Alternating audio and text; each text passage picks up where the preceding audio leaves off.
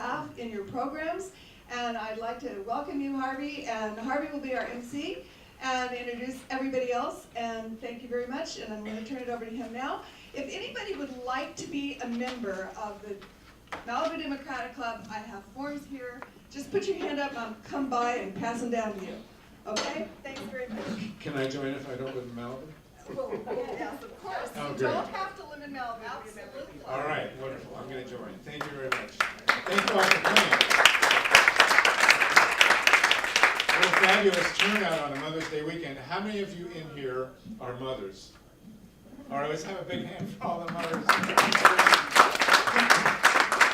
And we also have the Mothers for Peace represented. Linda Seeley is going to be our first speaker. I'm going to speak for a little bit, and then I want to introduce our speakers, and then we'll have a longer talk at the end, and we'll take questions. How's that sound for a format? Is that good? What's our time frame? When do we have to be out of the room? Any special time?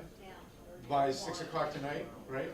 Okay, we'll figure it out. Anyway, it's great to see you all. It's wonderful to be in Malibu. I can't believe I'm speaking in Malibu. I've been coming to this beach for years and years and years. And I just saw a great surf movie called Riding Giants. Does anybody know that movie?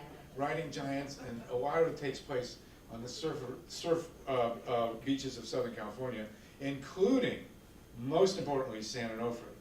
The movement to shut San Onofre really did start with the surfers down there, and they knew what they were doing, and I'm just thrilled that finally people can ride the surf at San Onofre and not worry about the active nuclear power plants. We still have plenty of stuff going out there, but at least we've taken the first step to shutting the reactors there. The two major themes we're going to talk about today, which are the two major themes of most of our lives in California, and I am migrating out here, by the way. My wife and I still live in Ohio. We raised 5 beautiful daughters there. I am the Tevye of the anti-nuclear movement. And those of you who have children and grandchildren know what a draw that is. And thankfully, my older twin has moved to Valley Village. And I have 2 gorgeous grandsons there. The only time I've ever actually broken down on the radio was not Lila's show, although I'm ecstatic that Lila Garrett is here. She's just the greatest movie star we have. So Lila, thank you so much. The one time I ever broke down on the radio was on KPFA in Berkeley, was when the cloud was coming from Fukushima to California. And my daughter was pregnant at the time, and I just couldn't bear the idea of more radiation coming into this amazing state and coming down. And you know, all the radiation comes from Diablo Canyon, comes south. It comes down the coast, as was pointed out to us at a recent event by David Crosby from Crosby, Stills Nash, who has a house near San Luis Obispo. And you know, he's a sailor, and I ride the bike path from Will Rogers down to Venice whenever I can. And believe me, I know that the wind comes from the north, because riding down is a piece of cake, riding back up is always a problem. And you know, I'm always thinking about that stuff coming from Diablo Canyon. So the people in the north in PG&E territory pay for Diablo Canyon with their money, but we pay for our health and the danger to our lives. And so I was arrested at Diablo in 1984. Lovely county jail there. Highly recommend it, although I haven't been back. Can't speak for the food or the attire. The orange is not the new black, folks. But you know, we're not having any civil disobedience planned right now for Diablo Canyon. We're not going that route at the moment. What we are doing, we have some very serious ways that we think we can shut Diablo Canyon. I'm going to leave it to Linda Seeley from the Mothers, and then Paul, and then we'll talk about the various nitty-gritty stuff, and then I'll help summarize at the end. The other major piece of the puzzle here is I did come in uniform, folks. This is mine. Oh, it's inside out. Oh, I'm embarrassed. Okay. Solartopia backwards. Those of you, I should stand in front of a mirror. Solartopia is the vision of a green-powered Earth. I do have a couple books. One of them is Solartopia. The other one's my History of the U.S. There's a picture of me on the back. That is not my son. That was me in 1972 when I had the obligatory long hair. The books are $10, but whatever, you know, I'll sign them and all that stuff. I always forget to mention that. But the other agenda item is on our plate is Solartopia.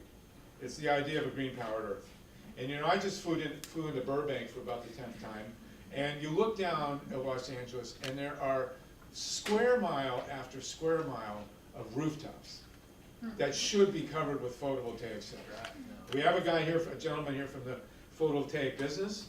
Photovoltaics will be, what's your name again? Kevin Bernhardt. Kevin. Sol Fusion. Okay, so we'll talk to you, actually you can ask a question and talk a little more about it, but, you know, we're gonna solarize our house in Valley Village.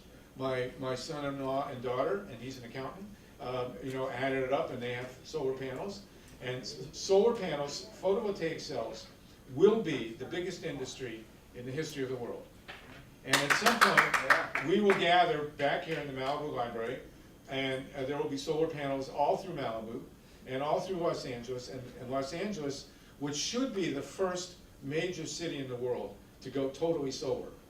And it will happen now. The numbers are in our favor. The business plan is in our favor.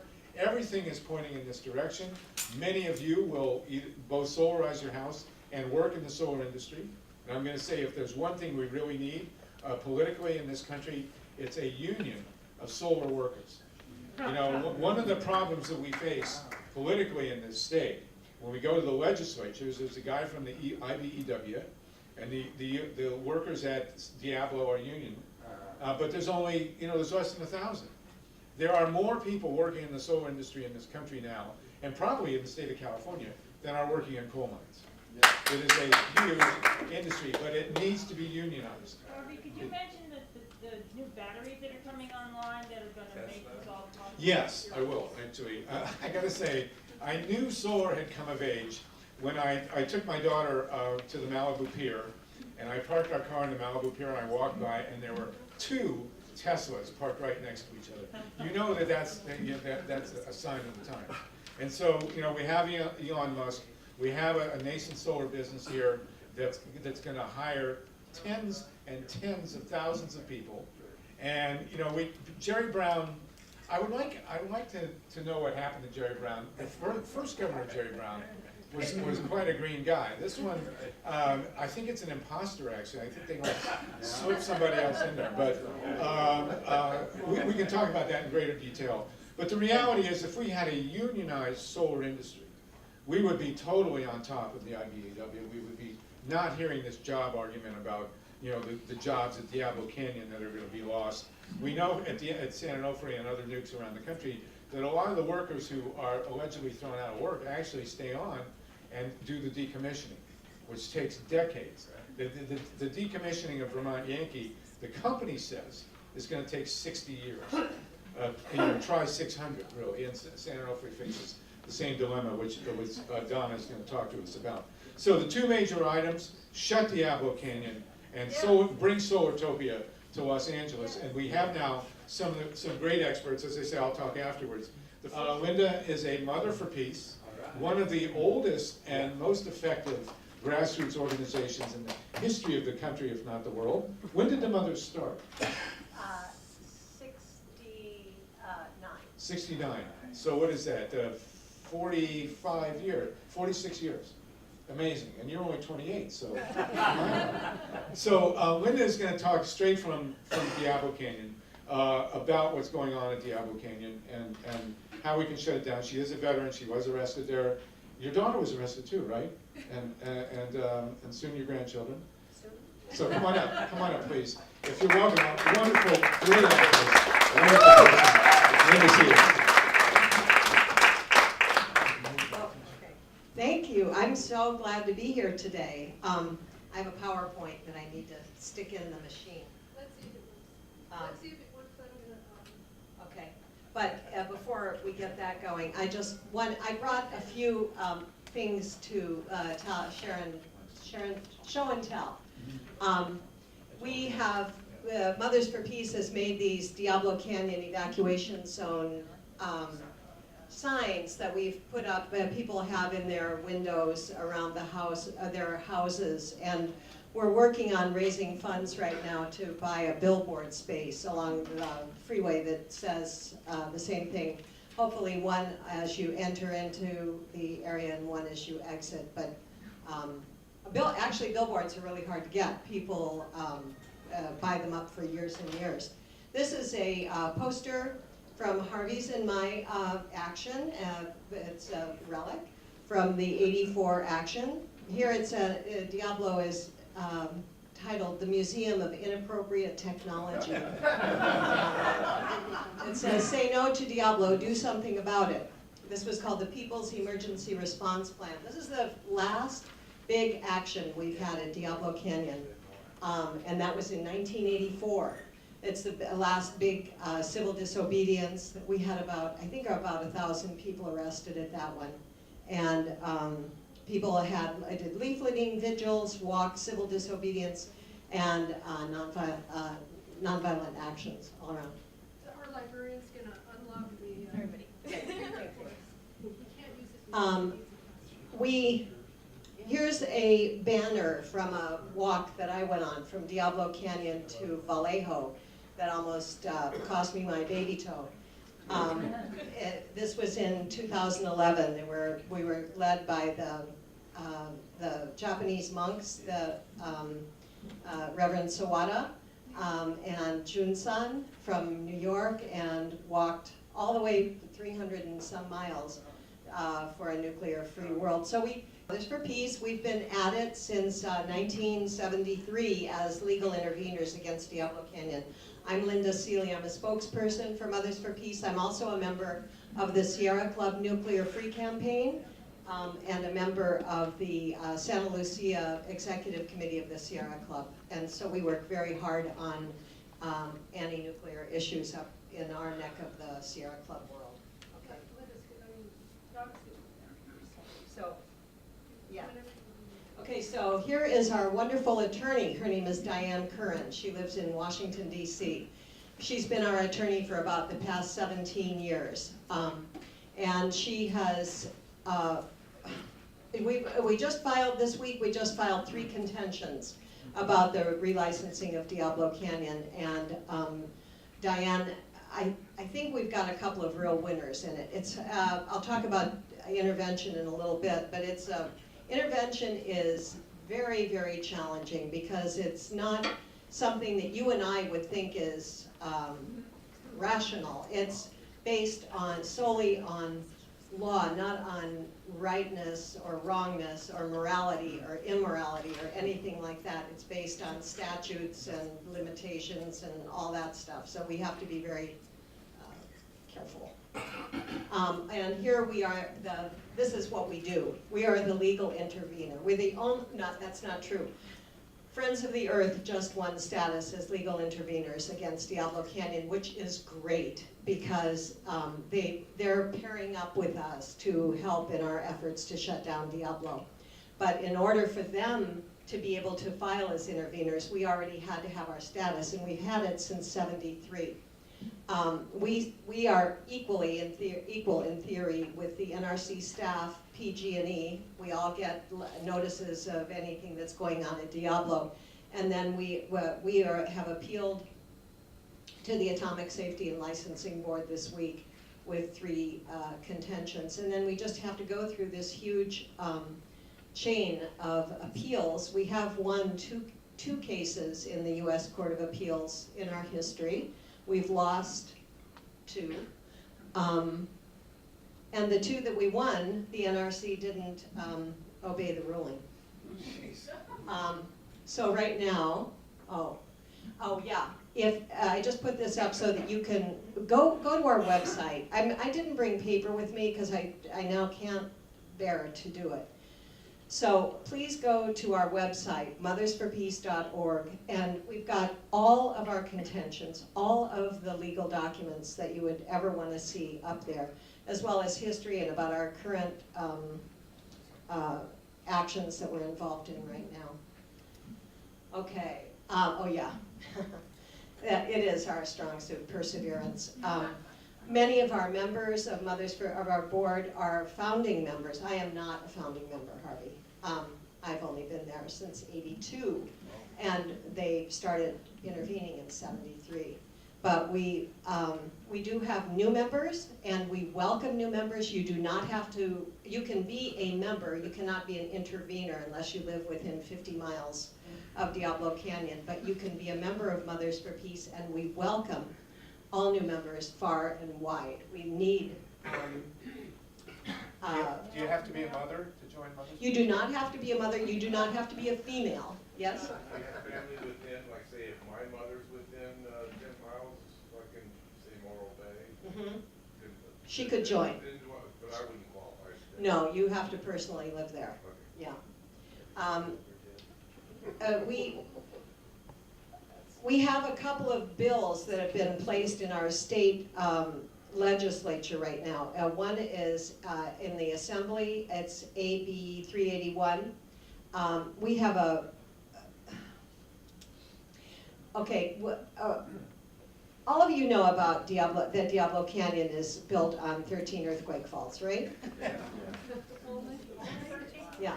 Two of those earthquake faults are major, and they're active, and they haven't erupted for quite some time, and so it's not a matter of if they will, it's a matter of when they will, and we all know that. So they're forward thinking when they were licensing the plant and so on. Our state legislature voted to supply funds for our Emergency Operations Center in San Luis Obispo. This is the off-site Emergency Operations Center that is humaned by the county. And they're due to run out of funds in 2019.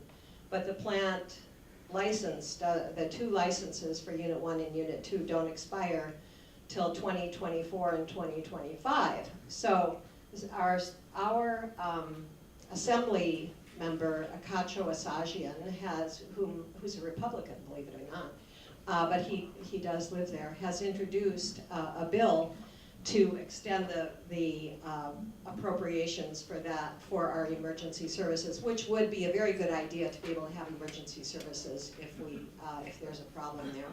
And then there's another bill, the Senate bill that was introduced by Senator Monning, who is our Democratic representative from San Luis Obispo, and it's to extend the IPRP, which stands for the Independent Peer Review Panel of the that was appointed by the the California Public Utilities Commission to review. This is expert seismologists who review the seismic data that both the NRC and PG&E publish. And unfortunately, this IPRP is also due to run out of funding, and this is a bill to extend its funding too. They're due to run out at the end of this year, 2015.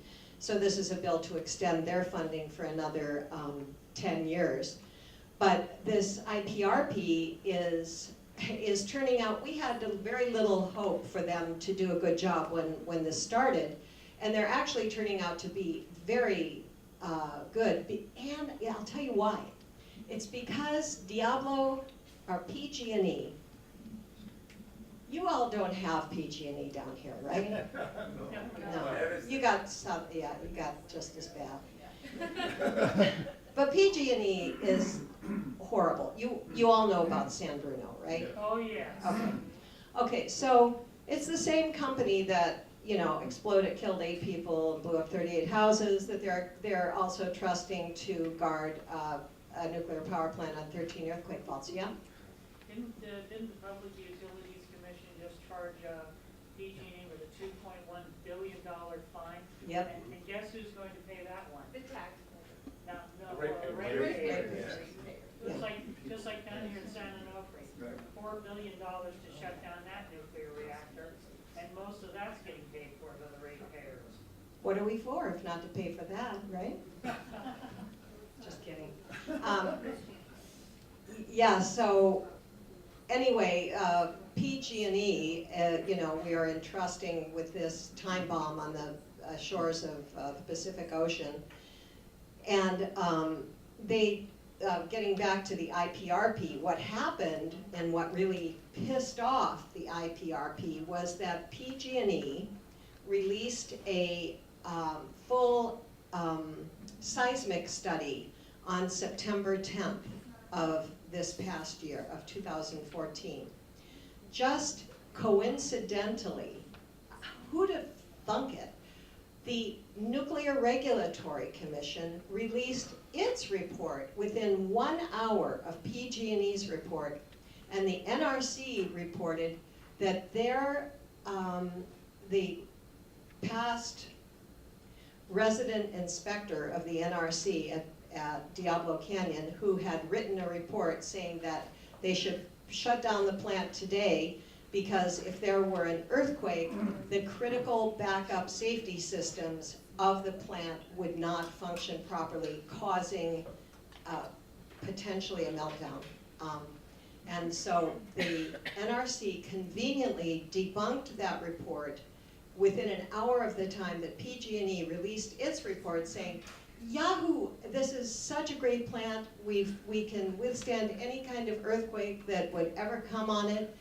And they maintain this meme that they've created, that PG&E has created. They are maintaining that with these uplifting messages to our community all the time about how safe we are at Diablo and how how great PG&E is and how much they contribute to our blah blah. They give tours. And they do give tours. Yes, I've been on a few. Okay, so yeah, radiation has problems. It has health effects on people. There's a group in Santa Barbara with whom you should become familiar. They're called the World Business Academy. Have you heard of them? No. Okay. It's a weird name, right? But they have a safe energy project embedded in that, and they are dedicated to shutting down Diablo Canyon. So not only do we have Mothers for Peace, Friends of the Earth, we have World Business Academy. They commissioned a health study by Joe Mangano. Anybody heard of him? Yeah. Okay. That was published last March. And what it indicated, it was a study that compared rates of cancer before Diablo Canyon to rates of cancer after. And they found that there was a significant increase in childhood leukemia, breast cancer, thyroid cancer, and melanoma. Well, San Luis Obispo County has the highest incidence of melanoma of any place in the country, or in California, I'm sorry, which I think is, I don't know, inexplicable except for this. So if you go to worldbusinessacademy.org, you can find that report in its entirety. And our local chapter of our Sierra Club filed a letter with the county health agency asking them to provide health screening for these cancers. They refused to do it. They called the study junk science and just basically threw it away. In San Luis Obispo County, we're up against PG&E. We're up against a huge megalithic corporation. And so everything that we say and do for the past 42 years is quickly thrown aside by PG&E, and they come out with a PR statement within minutes of our saying anything. But we do that with them too.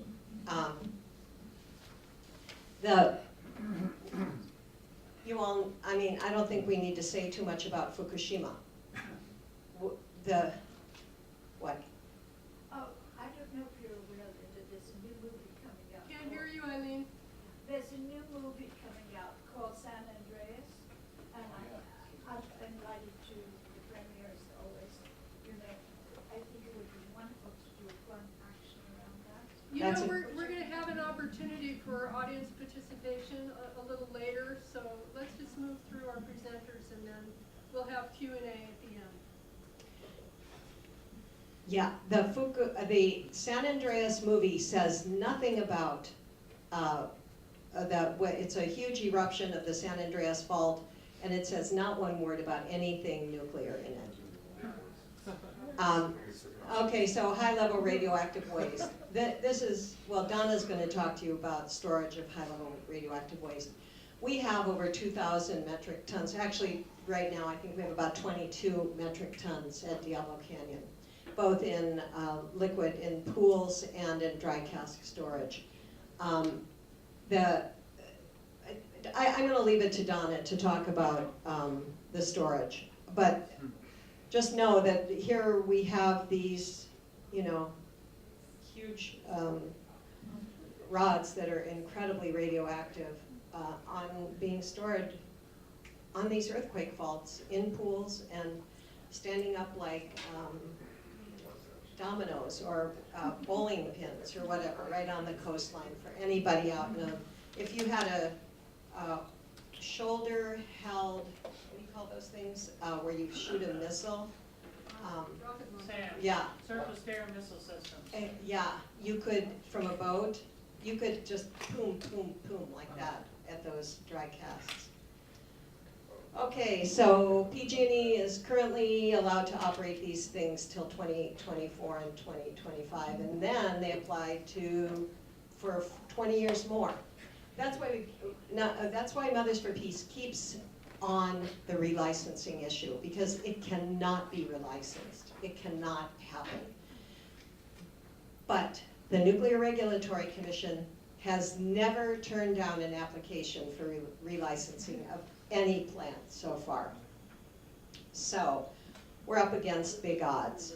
And we want the damn thing to close now, right? Yeah. So we keep on this track, this backtrack of opposing the relicensing, and at the same time, we keep bringing up our new issues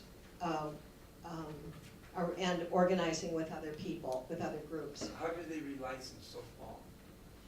Yeah, isn't that weird? I mean, we have to relicense annually for real estate. Exactly, and why would you apply to renew your driver's license, 15 years before it expired? Oh, things can change during those 15 years, but that's what they did. So we filed this alternative energy contention just this week, and this is really great. We didn't know until about 4 or 5 months ago that the NRC actually has to do an analysis of the economic reliability and feasibility of relicensing a plant. And they are mandated to do an analysis of whether the energy produced from Diablo Canyon can be met with alternative energy sources. And indeed, it can easily. We hired a legal expert, now I can't remember his name. Cooper.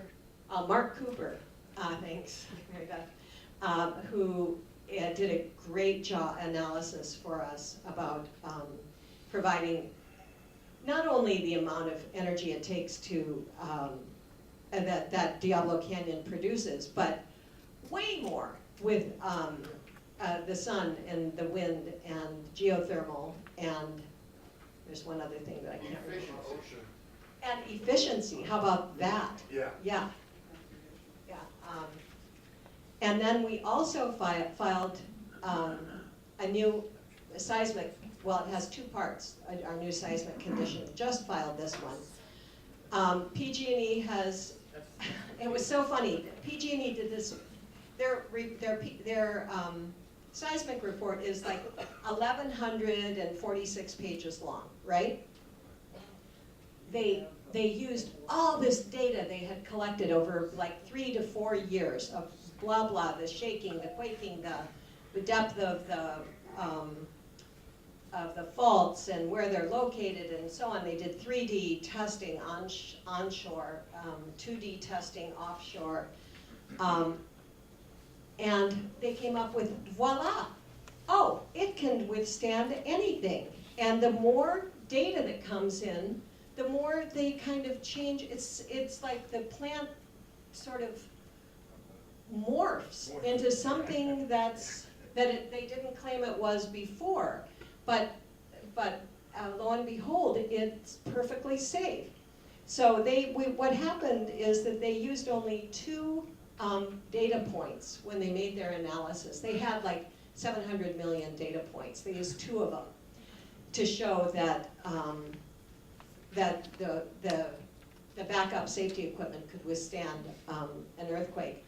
And then also there is a very serious problem with flood damage just from rain, if it ever rains again, to the critical backup safety system. So it's, these are very solid contentions that we filed. We'll hear probably within a couple of weeks whether or not they've been accepted. You've got to go, if you're like a anti-nuclear junkie, you should go to the Senate hearing that Barbara Boxer held on December 4th, 2014. Dan Hirsch, who's from the Committee to Bridge the Gap, and he also is a contractor for the Friends of the Earth, gave the most incredible testimony about the initial design problems with Diablo Canyon. That the basic fundamental design of Diablo Canyon is deficient, and that the plant should have never been allowed to open. On that same clip, there's a portion where our former state assemblyman, Sam Blakesley, or was he senator? I think he was assemblyman, who's a geophysicist, testifies to. It's just stunning and fascinating. Okay, so here's our campaign. Once through cooling. Anybody know what that is? Okay. So Diablo Canyon needs water to keep it cool, to keep it from melting down every day. So what do? They stick these huge pipes in the ocean and suck up 2.5 billion gallons of water a day that they suck through the plant. It kills every bit of sea life. That it actually accounts for 80% of the loss of sea life along the California coast now. This intake kills, so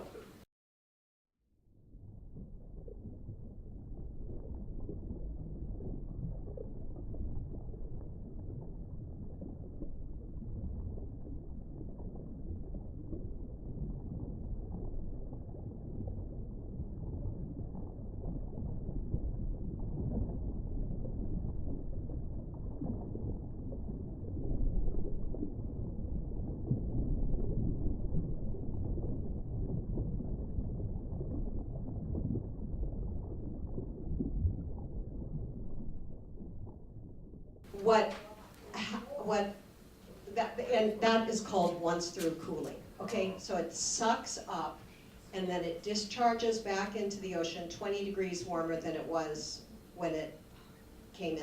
You suppose that's why there's no more plants in You know, Beach we're anymore? It could be. videotaping and they can't pick up your voice.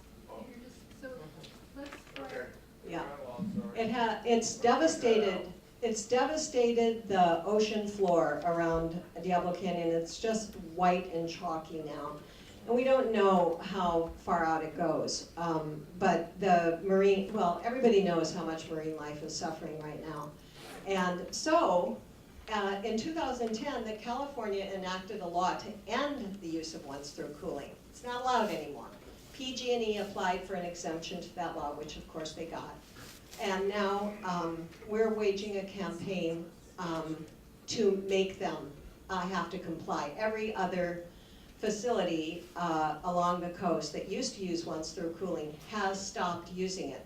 Diablo Canyon is the only one in California that still uses it. So, It's the only nuclear. no, all, Yeah, coal, no, gas, they are not allowed to diesel. use once-through anymore. Linda, San Onofre is still doing it, just a Oh. lesser amount. That's right, lesser amount, yeah. Yeah, but no, all the coals have quit doing it, yeah. Yes, A gas fire too. LADWP has spent millions of dollars refitting Right. gas-fired peakers that we use in LA to not have the ones. right. No, Okay, okay, so we're working, like, you can go to the next one. Is that it? Oh. Okay. Right, this is, okay, so what we're doing in coordination with the Friends of the Earth and the World Business Academy is that we're going to, but we can't do it yet because the State Water Board right now is under such stress because of the drought. this once-through cooling issue was supposed to come up before them actually last month, and it didn't. They put it on the back burner because they're so concerned about the drought. But this once-through cooling issue is going to come up here at the end of the summer, and we want to get a huge letter-writing campaign to the California Water Control Board to make Diablo or PG&E build those cooling towers at a cost of about $2 to $3 billion. Do you have something you really want to say? Well, I was just thinking of a possible tactic that the Diablo Canyon people could use, and that would be to use the OTC to make, to desalinate salt. You know, if you could hold your remarks to the end, we'd really appreciate it. Sorry. Okay. Actually, there is a desal plant in Diablo Canyon already. But what the thing is this: if we make enough impact with the State Water Quality Control Board to have them order PG&E to build the cooling towers, it will not be economically sensible for PG&E to do that, and they will probably, we don't know for sure, but we are thinking that they will decide to fold the towel and forget about it with Diablo. Maybe not till the end of the license, but at least they'll state their intention that they're going to withdraw their application for relicensure. So that's our great hope. You have a puzzled look, Harvey. No. Okay. Am I making sense, by the way? Yeah. Okay. Okay. We have lots of allies: Friends of the Earth, World Business Academy, Nuclear Free California, who came to San Luis Obispo in January, and we had a great meeting together. The Alliance for Nuclear Responsibility, some of you might know those people. They're from San Luis Obispo too. They work with the California Energy Commission and the CPUC. The Sierra Club Nuclear Free Campaign, and 36 reactor communities throughout the nation. Our attorney represents a lot of other reactor communities besides ourselves, and so we have a very good fundamental grassroots network that's been developed over these many, many years. And we just need more people. We need more juice. Jews or Jews? Juice. I think we already have a lot of Jews. Okay, here's what PG&E and the NRC does to resolve safety hazards. Their biggest one is the magical thinking. Woo! Yeah, it's good. It's all good. Nuclear power is green. No carbon emissions, right? You're going to hear that from people. Oh, we need nukes because it's carbon free, right? Well, okay, tell me what happens when they dig it up, when they process it, when they ship it, when they fabricate it, when they build the plant with 700 zillion tons of concrete and piping and blah, blah.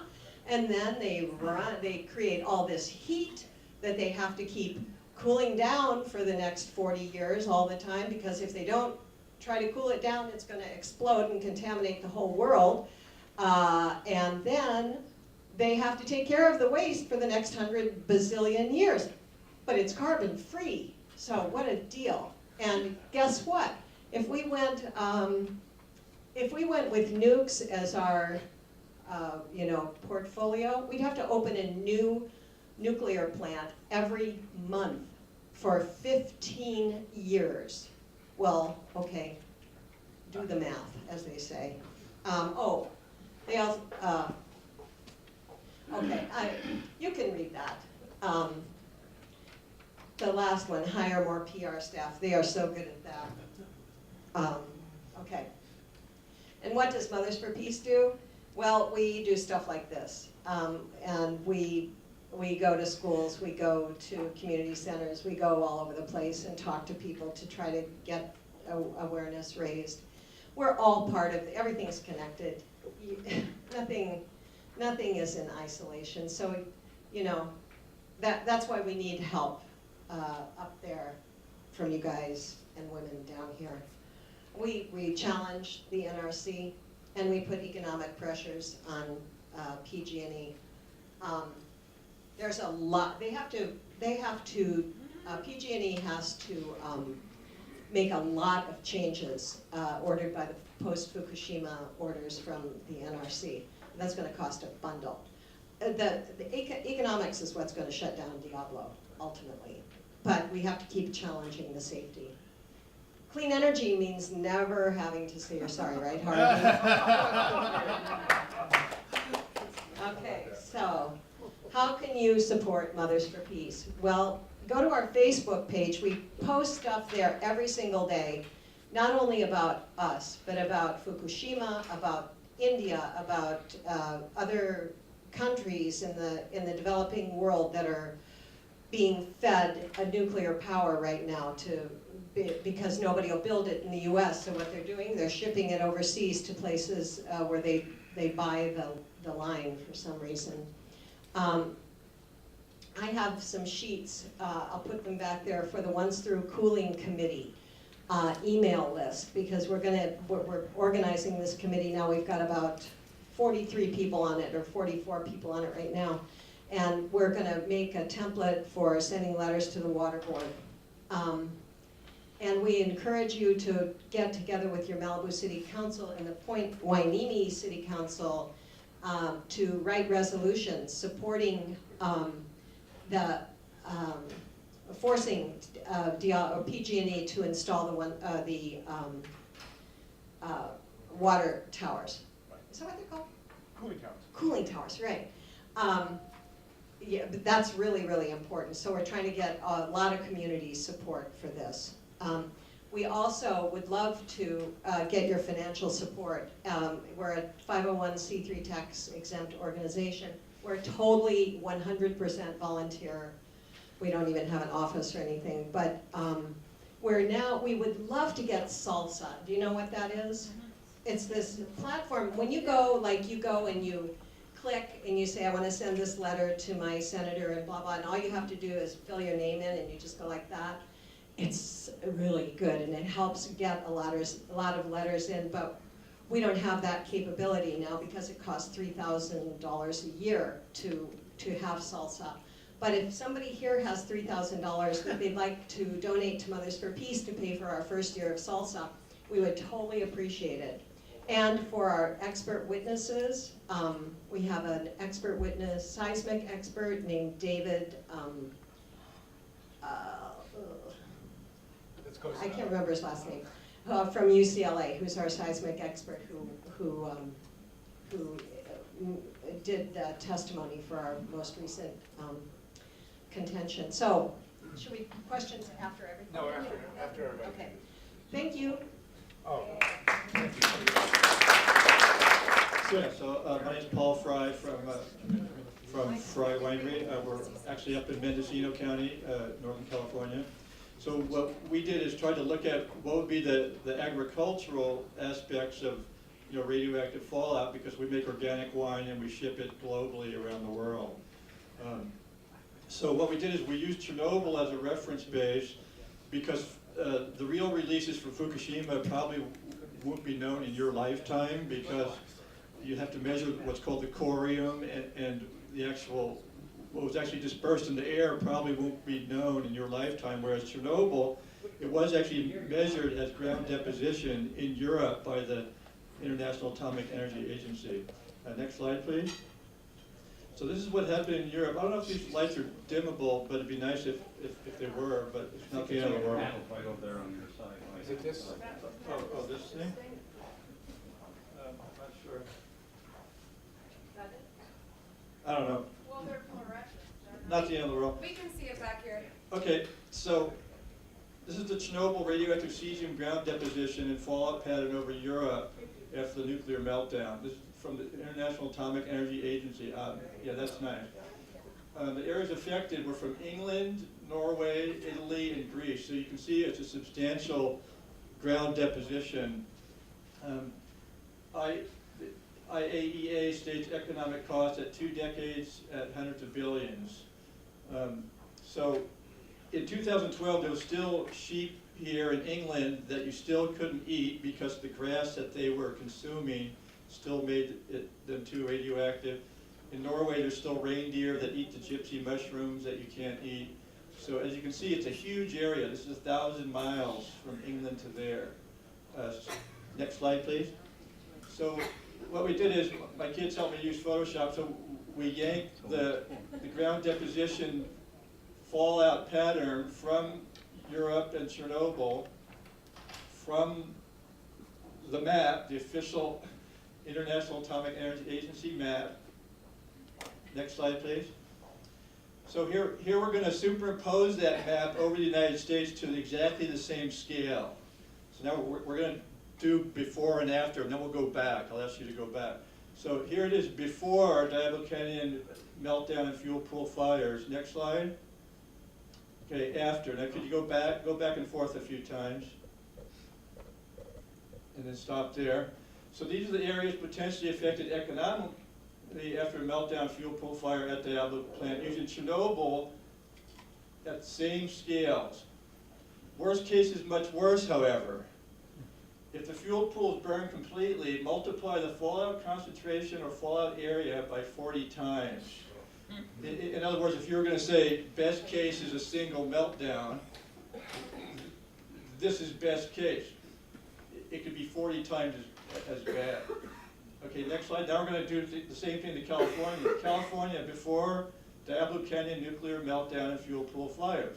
After. Okay, let's go back and forth a few times. Okay, hold it there. So as you can see, again, this is from a single meltdown. So once again, worst case, much worse. If the fuel pools burn completely, it multiplied fallout concentration or fallout area by 40 times. So here you have sort of the breadbasket of America, the Central Valley of California. We'll sort of focus on the agricultural part of it coming up here. So next slide. Now we're going to do Southern California. Okay, here we have Malibu. Here we have Diablo Canyon. It's only about 120 so miles the way the crow flies at the coast. And here it is after. Before, after, before, after. Okay, hold it right there. So again, worst case is again much worse. If the fuel pools burn completely, multiply this by 40 times or more. See, I use 1,000 tons of spent fuel as the number. It's more like 1,500 or possibly higher now. 2,200. Okay, 2,200. Some might be in dry cast. So long story short, it could actually be worse than 40 times because it turns out nature geographically made what's called the LA Basin, which, as everybody knows, is a natural trap for pollution and particulates like radioactive fallout. So in a worst case, it would go down the coast and just build up here, and cesium-137 binds to moisture, so you have what's called a June gloom down here, you have the fog and whatnot, so you just have to look at worst case, which could be worse than this. Next slide. Okay, so we're just focused on the agriculture a little bit. So California is the top agricultural state at $45 billion. Grows about half of all the fruits, nuts, and vegetables in the U.S. California's Central Valley Basin and LA Basin is generally downwind from Diablo Canyon potential nuclear disaster. Both basins are geographically known as severe pollution traps. The southern end of California's Central Valley is a natural trap for nuclear fallout, as we'll see. Next slide. So this is actually an EPA map. I didn't do this one. Of the San Joaquin Valley Basin. You go to their website. It's one of the most well-known breadbaskets in the world, as everybody knows. Diablo Canyon's right here. And a few years ago, there was a study for the whole month of December. The air didn't move in this valley. That's an example of how stuff gets trapped in there. And the LA Basin, same kind of deal. It's a natural trap for radiation. Next. So this is actually from the U.S. Government. They have a system called airnow.gov, which shows the air quality index. The San Joaquin Valley, and also, as you can see, the LA Basin is frequently in the top 5 of the worst, basically non-moving air places in the country. In other words, if you're going to build a nuclear power plant, you wouldn't want to build it in a place where the air just gets stuck for literally a month in the case of the San Joaquin Valley. Next slide. So a lot of people argue, well, those maps, I don't think they were accurate, blah, blah, blah. You know, they were the Chernobyl map and whatever. But of course, Chernobyl was a single meltdown, and we're talking about in a severe earthquake, you could have the fuel pools burn, which would be 40 Chernobyls. But some people still don't believe it, like, well, it wouldn't go to Northern California. Well, this is from the Monterey Naval Research Laboratory. You can look at these any day of the week. This is 2 days worth. This is actually 2012, August. So Diablo's right here. So this is California. It's kind of hard to see from where you are. This is Oregon. This is Washington. This is the Eastern Pacific region. So here's California. Can everybody see that? LA, San Francisco, Diablo. So this is a 24-hour period. So pretend it was a meltdown right here. Okay, they'll just follow the moisture and the water vapor. It goes through the Salinas Valley, Monterey, San Francisco, Mendocino, all the way to Northern California. Okay, next slide, we're going to see another one. This is sort of more typical, where it's sort of the west to east flow. Again, Naval Research Laboratory, January 2015, 2 days worth of pattern. So here you have Diablo again. Here's California. So just watch that pattern, and you can see, okay, that takes it right into, well, basically down into here. Now we're going to do one more, just to show you that it can go anywhere and everywhere. So here we are, have Diablo again, 2 days worth of moisture flow. That's going into the San Joaquin Basin. So basically pick any place in California, depending on if and when it happened, it can go anywhere and everywhere. But most likely east or southeast toward us here. Next slide. Okay, this is from UC Santa Barbara Ocean Physics Laboratory, and they have about 6 years of wind animation coming down the coast that they combined from the NASA satellites, and then this is ocean temperature. So as Harvey mentioned earlier, you know, the wind typically does come down this way, and then it'll stall around the LA basin. So not a good scenario if you had an earthquake and meltdown. Next slide. So this is PG&E's own map from their website, clearly showing that the Diablo Canyon Nuclear Plant cold water intake, which is right here, is only 300 paces from the active shoreline fault. So basically, just walk 300 paces when you leave the room today, and that's how close the fault is. You can see the fault under the ocean because it hasn't eroded for 10,000 years or whatever, so you can actually literally see it extending for miles this way when you go to their website. And then there's minor faults, as you can see here. There's minor fault that actually goes through reactor 2, I believe, and possibly through the corner of fuel pool 2. And this cove actually looks like it was formed from the cracking of the fault. See how it's all perpendicular? So where the earth cracks is where it'll erode from the ocean waves. So this is, you could actually say this cove was formed because faults end there. Next slide, please. So this is just sort of the, so let's look at the potential health and economic damages after potential meltdown. The radioactive ground deposition and fallout from Chernobyl were equivalent to about 400 Hiroshima bombs, or 2 megacuries according to the IAEA. These were clearly superimposed over the previous maps. Worst case is much worse. If Diablo reactors in all 1,000 tons of spent fuel, even though it's more than that, completely burned, it could be 40 times as high, or equivalent to 14,000 Hiroshima bombs worth of fallout into California. So someone were to tell you, well, they're having a small-scale nuclear war north of here, and they're going to blow off 16,000 bombs, and that amount of fallout is coming south, that would be kind of shocking. But reactors don't blow up like a nuclear bomb. I mean, they do maybe like one bomb, like in Fukushima, but so people don't realize how much stuff is stored in those fuel pools. So as a general rule of thumb, every 100 tons of spent fuel when completely burned in a fire contains about 9 megacuries of cesium-137, which equates to about 5 Chernobyls every 100 tons, or about 2,000 Hiroshima bombs worth of fallout. Okay, this report was written by the former head of the NRC, Alison McFarland, in 2003. So they wrote, reducing the hazards from stored spent power reactor fuel in the U.S. by Robert Alvarez, Allison McFarland, etc. In 2013, the report showed the average U.S. fuel pool at the time contained about 400 tons of spent fuel, average age of about 15 years, contained about 35 megacuries of cesium, etc. So this is sort of the numbers thing. So the unique geography of California's Central Valley and LA Basin creates a natural trap, as we talked about.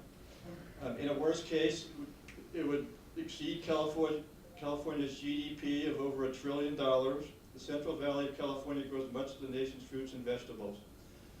Then we talk about exclusion zones or defined. Let's go to the next slide. So this is all the references. Probably don't need to go through them all, but I'll just read it in red, what's in red. Go to over 500 to a trillion, 500 billion to trillions of dollars. No insurance company will insure against a nuclear disaster and $1 trillion accident. Utilities have to only pay about 1% of the damages, whereas the taxpayer would have to try and cover the other 99% via the Price-Anderson Act, which limits liability to $12 billion. So in a $1 trillion accident, $10 billion is 1% of that. So these different studies showed worst case fuel pool fire in France would equal 67 Chernobyls. Estimates of $546 billion economic loss, excluding health effects, 138,000 latent fatalities and 2,100 square miles of land condemned in worst case fuel pool fire. This was this study from Brookhaven. The study's modeling was not done in California, which could lead to higher numbers if all the radiation was trapped in the LA Basin or Central Valley. Another study by the IAEA, Chernobyl, hundreds of billions of dollars over 20 years, but they said they really didn't know how much it really cost because of the collapse of the Soviet Union. That was just, they couldn't ever get the real number.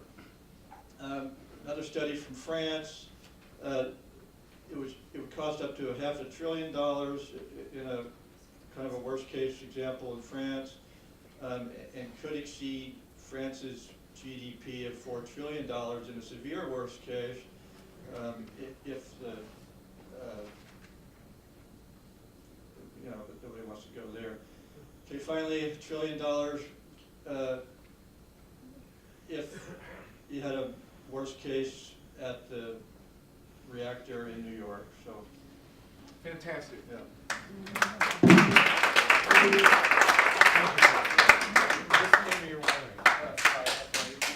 So that was Paul Frey. He's the owner of the Frey Winery, which does organic wine. I want to point out that the Chernobyl accident, which happened in 1986, in a rural region, a very poor country, has cost the governments of Belarus and Ukraine a minimum of $250 billion each.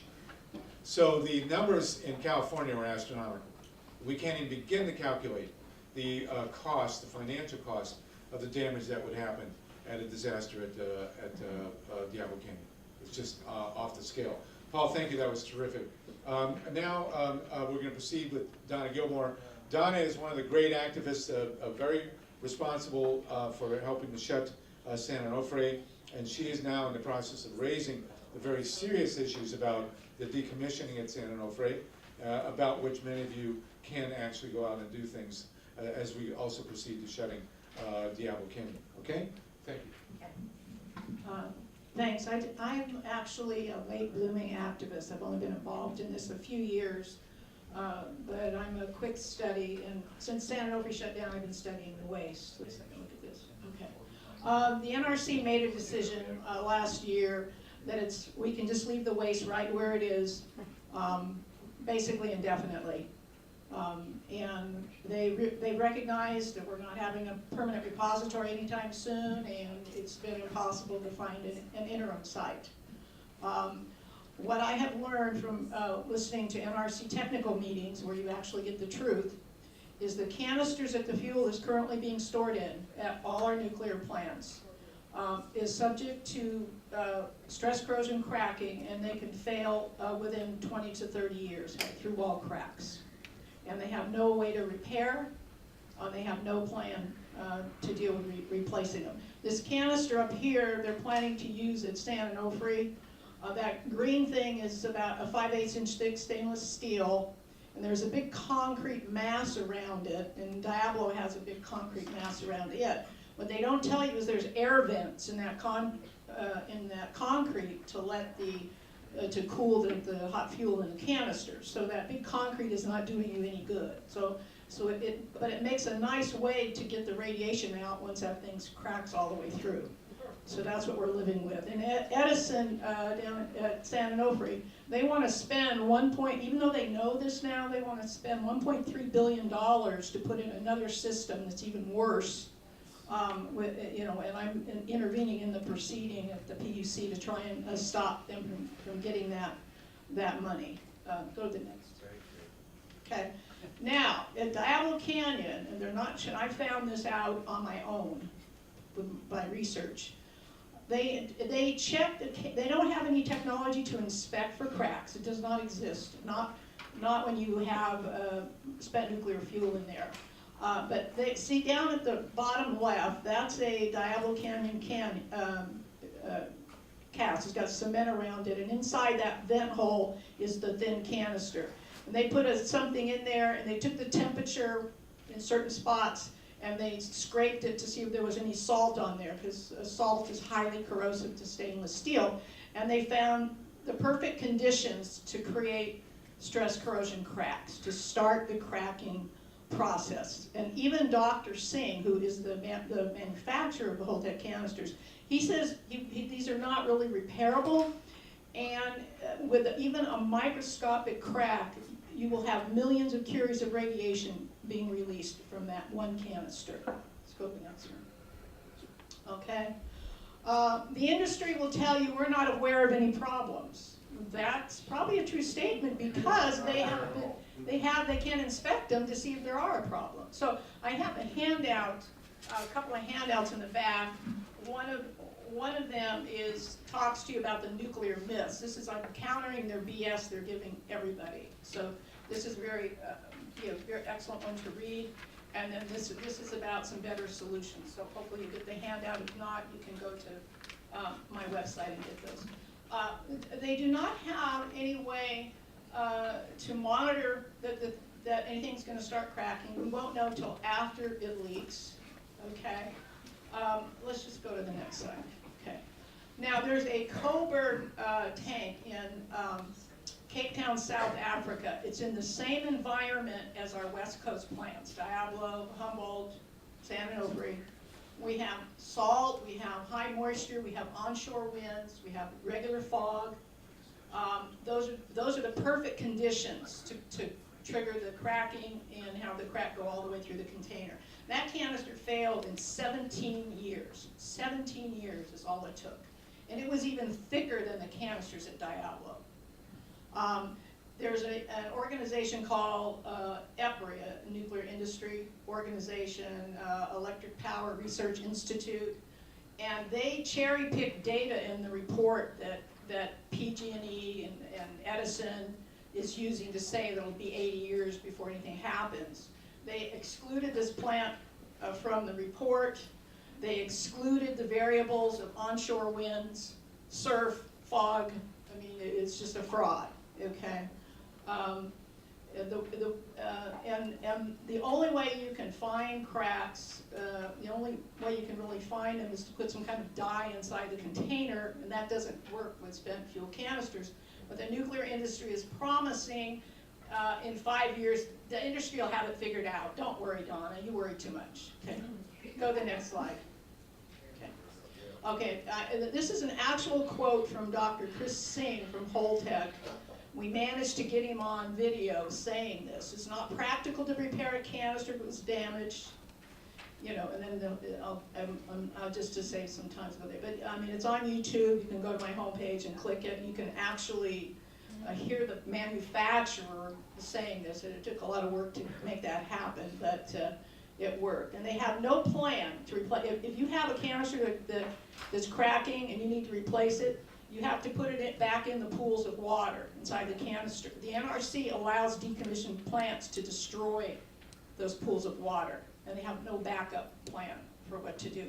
Then Rancho Seco no longer has pools. Humboldt Bay no longer has pools. Okay, and Edison has tried different types of myths about how they can recover, and I've gone through and I'm busting their myths one by one. So right now they have no answer. And let's see. And the NRC was going to allow up to 75% crack in these canisters and say that's okay. And so I've been asking them, well, what's the seismic rating of a crack canister? You know. For some reason, they haven't been able to answer that question. I've actually filed comments on. I've been trying to stop the San Onofre system from getting approved, and so far I've filed these comments. Diane Curran, the attorney that Friends of Mothers for Peace uses, she gave me some tips on how to work this NRC. And so using her advice, I submitted comments, and I've been able to. They've actually pulled from approval 3 canister versions so far, so I've had some success in getting delays at the federal level. Let's just go to the next one. That's the next one? Okay, yeah, so there's no early warning. There are better, pull the plug? Not maybe a hook, but not a plug. Okay. Wrong plug. All right. No, it's not back. Okay, well, I'll talk even if that's not up while you're figuring that out. Okay, the approved plan, the only way they can check for radiation monitoring is an employee walks around with a monitor on a stick every quarterly to see if the radiation's coming out. That's the current requirement. And you know, PG&E in one session I attended said, "Oh, we inspect our dry gas system. Employees check that every day." It's just a lie, but most people wouldn't know it's a lie because they don't have the details about that there's no technology to inspect canisters.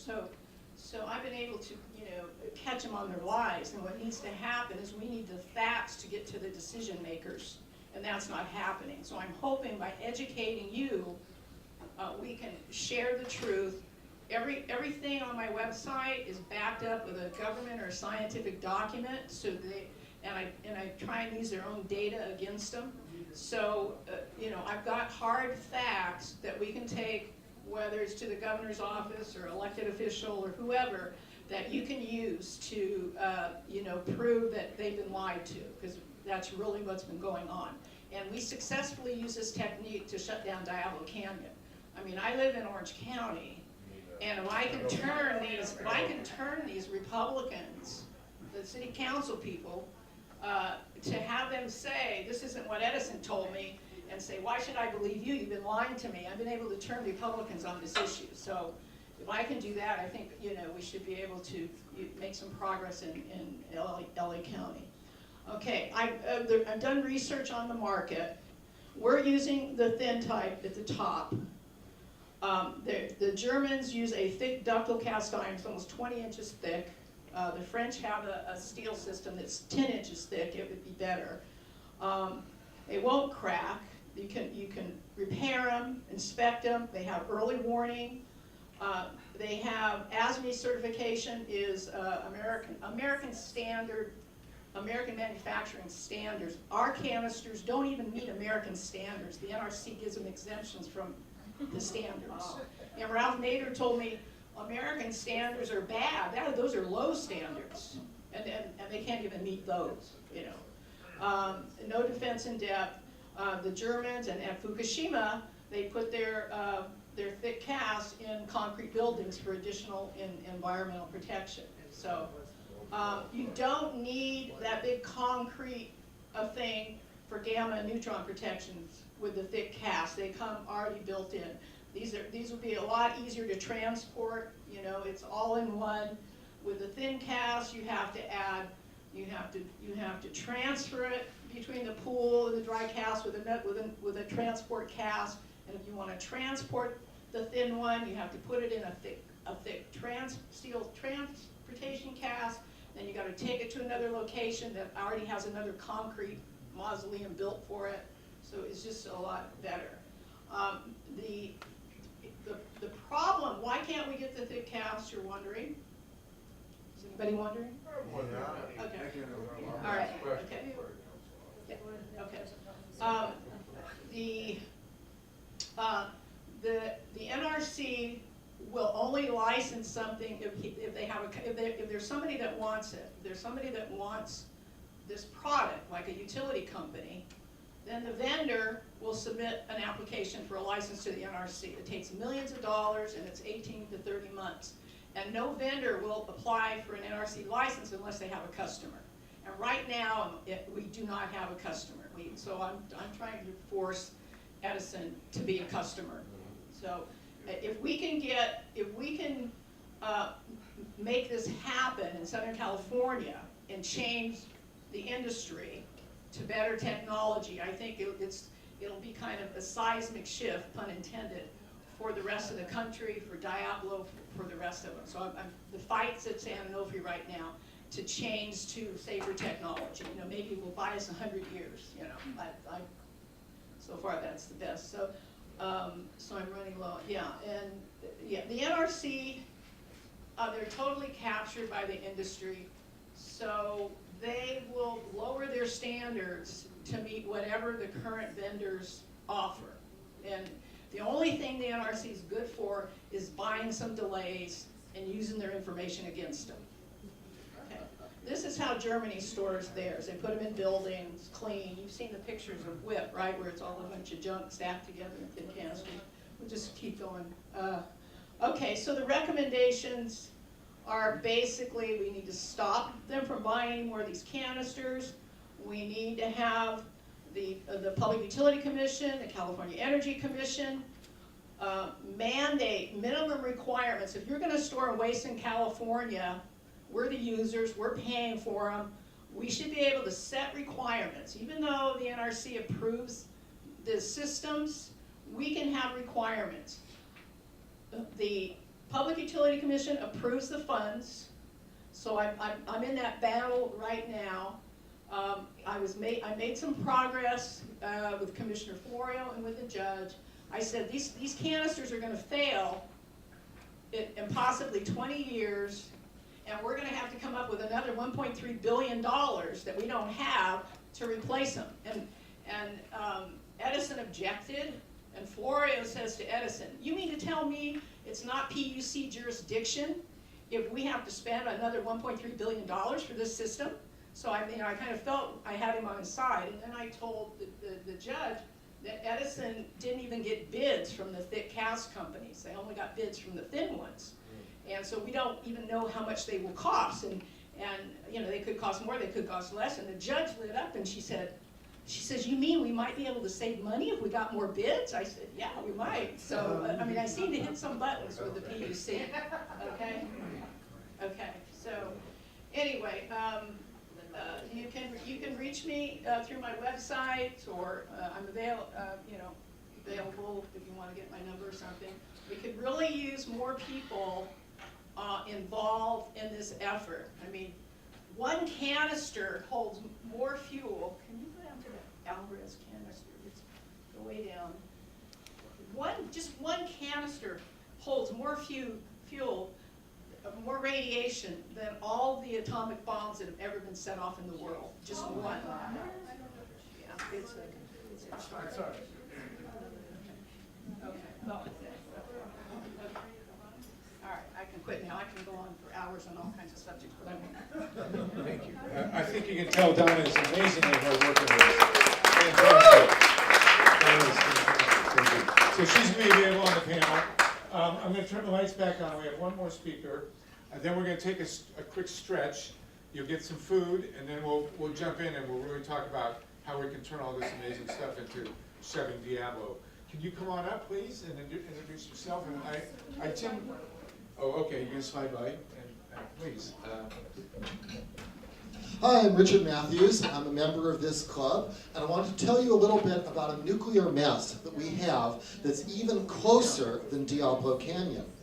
The first meltdown of a commercial nuclear power reactor wasn't 3 Mile Island, it was long before that. It was in the hills right above us at Santa Susana Field Laboratory.